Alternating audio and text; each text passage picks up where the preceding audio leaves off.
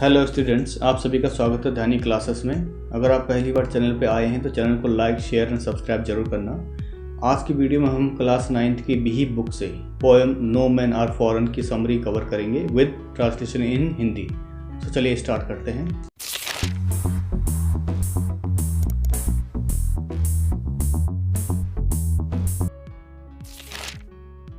Let's talk about the poet. James Harold Kirkup, born on 23rd April 1918. He was an English poet, translator, and travel writer. He wrote over 45 books, including autobiographies, novels, and many plays. His first book of poetry, The Drowned Sailor at the Downs, was published in 1947. No Men Are Foreign can be described as a post-colonial poem which talks of globalization and its resultant human unity worldwide. Kirkup held the Atlantic Award for Literature from the Rockefeller Foundation in 1950s and elected a Fellow of the Royal Society of Literature in 1962. चलिए poem की summary देख लेते हैं। The poem No Men Are Foreign is written by James Harold Kirkup. The overall idea of the poem is no men are strange and no country is foreign.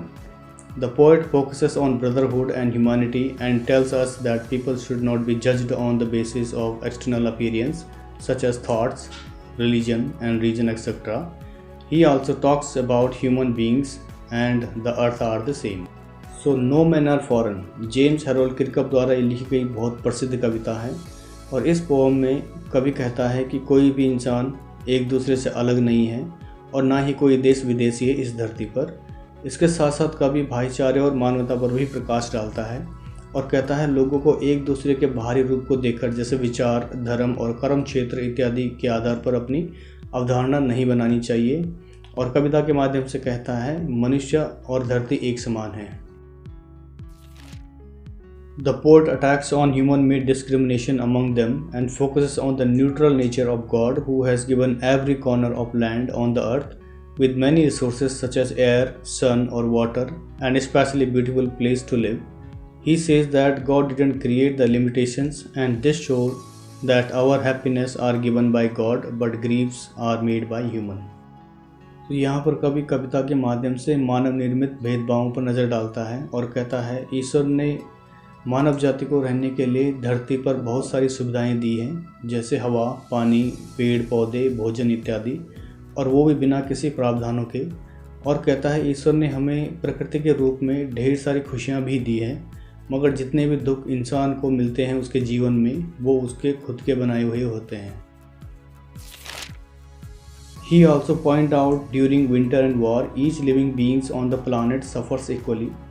Through the poem, he adds that we have the same physical attribute and think in the same way. He also describes that humans are the same and have no natural differences. He further adds that when we decide to go into a war, we kill another of our same kind, and whenever we choose to hate someone, we choose to hate us. अब यहाँ पे कवि कहता है जब जब बहुत कड़ाके की ठंड पड़ती है या फिर युद्ध की घोषणा होती है सो युद्ध के उपरांत पृथ्वी पर रहने वाला हर एक जीव और प्राणी को मुश्किल हालतों से गुजरना पड़ता है और इसमें सभी भागीदार होते हैं। सो कविता के माध्यम से कवि कहता है हमारे पास भौतिक गुण हैं और हम एक तरफ सोचते हैं और मनुष्य भी एक समान है और ना ही उसमें कोई प्राकृतिक अंतर है। और कहता है जब किसी भी युद्ध की घोषणा होती है तो एक दूसरे को दुश्मन समझकर हम अपने समान दिखने वाले मनुष्य को मारते हैं और जब भी किसी के लिए बुरा सोचते हैं तो वाकई हम उसके लिए नहीं बल्कि अपने लिए ही बुरा सोच रहे होते हैं। The poet also suggests us to thinking before going into the war and we should take a moment and think of our actions and deeds such as war, hatred and there are no winners. All people are born equally, wear dresses, eat food and finally die and are buried in this earth. Throughout the poem, he urges to drop their weapons and welcome one another as a part of their own life to bring peace and love in this world without any hate or discrimination. So poem के and में कवि ये भी कहता है कि एक बार सब कुछ भूलकर एक दूसरे का स्वागत करो और हर एक जीव और ह्यूमन बींग्स को अपना मानकर बिना किसी भेदभाव के उन्हें अपनी लाइफ में वैल्यू दो जिससे जीवन में सुकून और शांति का वातावरण पैदा हो। सो इस वीडियो में इतना ही। नेक्स्ट वीडियो में हम पोम कवर करेंगे with line by line explanation. So video अगर आपको पसंद आई हो तो लाइक, शेयर एंड सब्सक्राइब जरूर करना, सो दैट आने वाली वीडियोस का भी आपको नोटिफिकेशन मिलता रहे।